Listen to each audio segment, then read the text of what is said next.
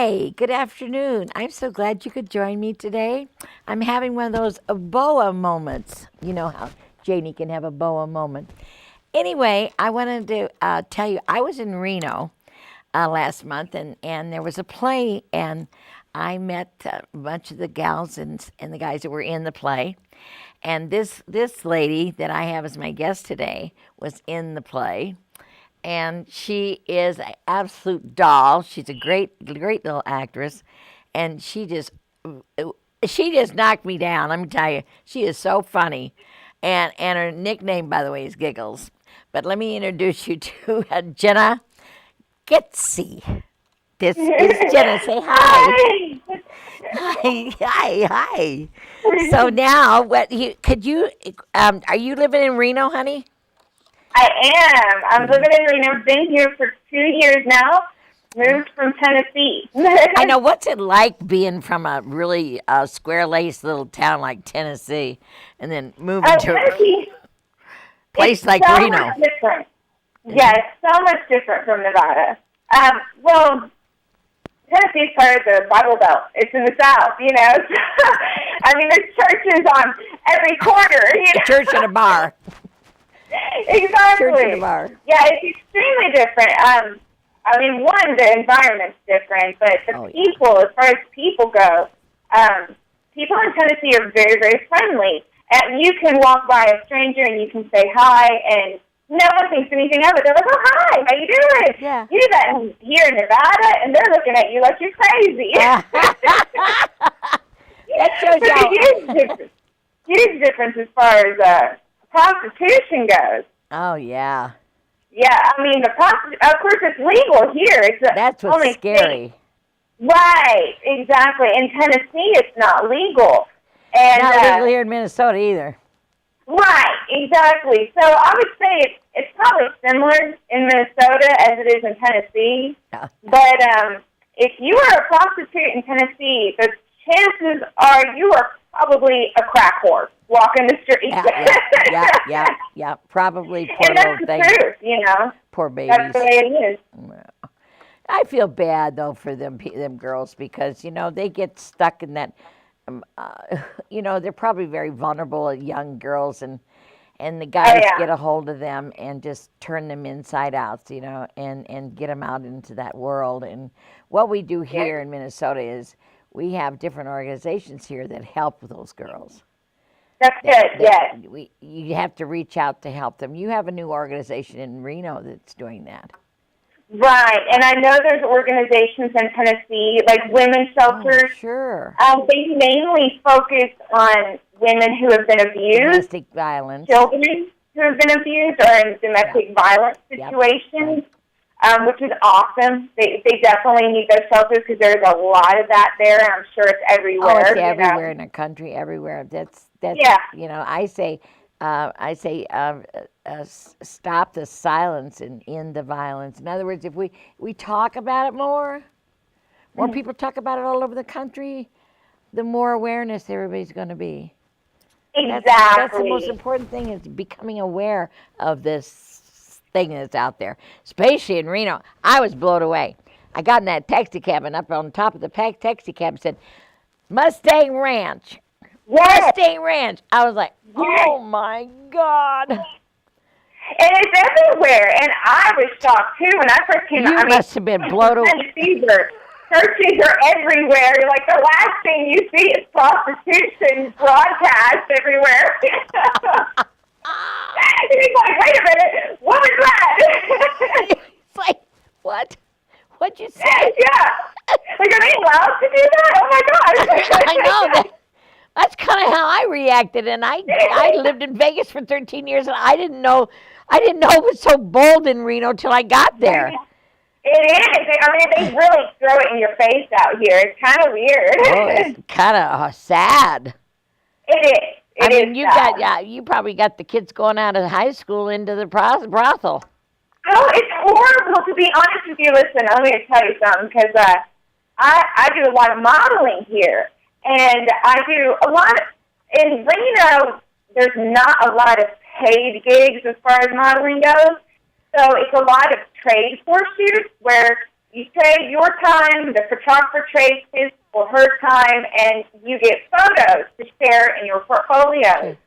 So no one's getting paid, and I've done shoots where I thought it was a normal shoot. You know, everyone's fully clothed. There's multiple girls there who are trading in and out, multiple photographers, and all of a sudden girls just start stripping their clothes off to do topless shoots. And I'm like, whoa, where did we ever say that this was going to be a nude or semi-nude shoot? That was never mentioned.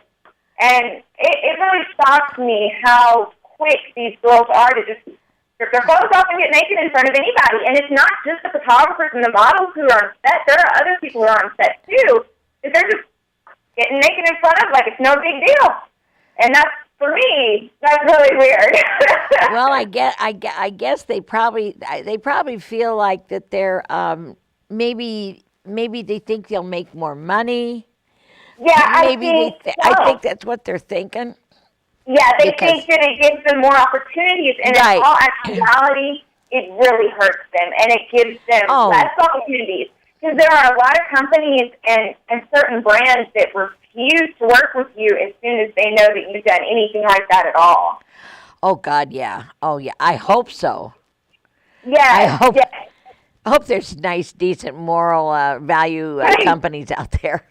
Right, yeah, and I don't know, like, if these girls, you know, if they actually have goals as far as, you know, long-term modeling or acting goes, but, I mean, you want to do something with Disney, and they find out you've done nude shoots, that's not happening. It's not going to happen, and you're not going to become Miss America either. Exactly, yeah. So you really, I don't think these girls think about it before they do it, but that's something you really have to consider. You know what it is? They don't relate. The guy tells them, "Oh, you're so beautiful. You're so wonderful. You've got no flaws. Your body's perfect." Right. And they build them up to the point where they'd walk down the middle of the street if they thought they could get enough photos. Yes, exactly. And all they're getting is free photos out of it. They're not even getting paid. They're not even getting paid? They're not even getting paid to strip their clothes off. No. Like, if you're going to strip your clothes off, at least go to the strip club and get some money from it. I mean, really. And that's the start of usually the downfall. I mean, usually it's a strip club, then the broth, a strip club, then the prostitution. Then usually it starts in strip. There's a lot of porn out here. Is there? Oh yeah. If you like, I look on Craigslist a lot for ads to find jobs. And so probably 90% of the jobs listed are looking for porn. Girls to do webcam or adult entertainment or nude photo shoots, and I'm just like, no, that's not where I want to go. You know how weird that is? Because when I was there in 1960, none of that was going on in Nevada. Yeah. I mean, they were. What's his name? Conforti, Joe Conforti. Oh yes. He started the brothel, which my old man took me out there, and I was out there at the I think it was Mustang Ranch. Yeah. And so I was out there, and I saw the gals, and I saw it was like an assembly line. And, wow. And it was like, these girls were just like, it was so unrealistic. Like, then they had a light that used to go on over the top of the door. And when the guy, he paid a certain amount of money to this bouncer guy, and then he'd go in with the chick to have a trick, and then a few minutes later, whatever, the light had come on. And if he didn't come out with more money, he got yanked out of there by his short hairs. Whoa. The street. Oh, yeah. It was rough. I'm very serious about it, yeah. It was rough. Yeah, I bet that was. It was rough in those days. I don't know. It's probably not like that now, but it's a pretty scary place, and most people, I would hope the girls would think about that before they go there, because it's very scary. I would say so, yeah. And you got to be in there. You got to stay in there. Yeah, that's what I've heard. I've never been to a brothel before, so I don't really know how they work. You just can't go shopping for a lipstick or something. You have to stay in there for 2 weeks. Wow. 2 weeks on, 2 weeks off. 2 weeks on, 2 weeks off. That would get very exhausting, I would think. And then your old man, the pimp, comes and picks him up at the door. They give him their money, and then he takes him to another state because that's what they do. They trade. It's like a circuit. Right. It's like you keep bouncing them around. Right. Keep bouncing around because the guy don't want to see the same chick. Exactly. Right. Exactly. Yeah. He just wants to see somebody different every time they can. Exactly. I was watching the premiere episode of Sons of Anarchy. I don't know if you know of that show. Oh. Prostitution. They brought prostitution into the highlight of that show. It's one of the businesses that the biker gang runs, and they were teaming up with a madam who runs her own little brothel. And one thing she said is that what is it? A change in pace, basically, is what keeps the business going. Yeah. Changing the girls in and out. That's what keeps the guys interested. Well, that's the way it's always been. That's how it keeps running. Exactly. That's what keeps the guys coming back. Right. They don't want the same old. If they wanted that, they'd be with one woman, right? They got their wife at home. They got the same woman all over again there. Right, exactly. What do you guys do when I always wondered, if I was a wife and I lived in Reno, where would I think my old man was when he wasn't home on time? Right. And that is such a problem, let me tell you, because Cody works with a whole group of guys. That's my boyfriend. Yeah, I know. You know him. I know him. He was the stagehand, did all the stage crew for us. And his normal job, he works with just a huge group of guys, and that is one problem that they mentioned to him about, they're running off to the brothels, and they've offered him, hey, man, you want to get to the brothel with us? And he's like, I have a woman waiting for me at home. Why would I want to get to a brothel? Like, that's just such an odd thing for him. We're from Tennessee. It's not normal for us, you know? No. And he's like, no, I've got a good woman waiting at home for me. Why would I want to go to that? No.